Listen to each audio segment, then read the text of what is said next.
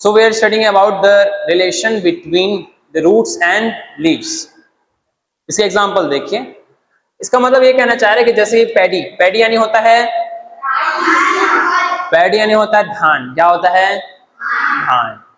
और राइस होता है जब उसका छिलका ऊपर निकलने के बाद जो बचता है उसको बोलते हैं राइस। धान और चावल में कोई फर्क है कि नहीं है? है ना, धान छिलके के साथ होता है।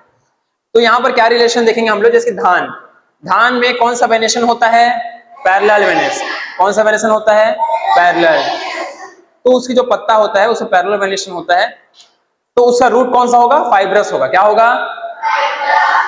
पैरेलल का हमेशा रूट क्या होगा? फाइब्रस होगा। पैरेलल का क्या होगा? फाइब्रस। अगर कभी भी पैरेलल वेनेशन है तो रूट क्या होगा? फाइब्रस होगा। यहां भी देखिए, यहां पर मेज का पैरेलल है तो क्या हुआ? फाइब्रस। फिर से देखिए, ग्रास का पैरेलल है तो रूट क्या होगा?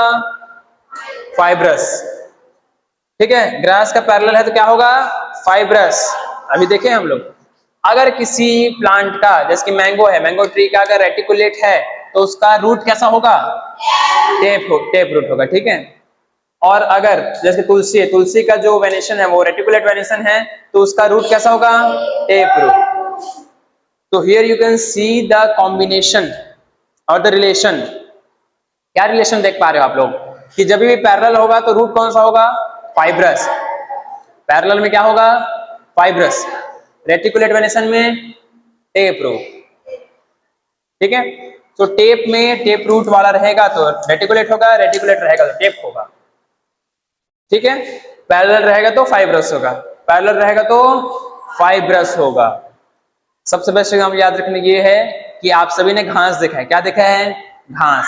घास का जो वेनेशन है वो कैसा रहता है? पैरेलल। कैसा रहता है? पैरेलल। और उसकी रूट कैसी रहती है?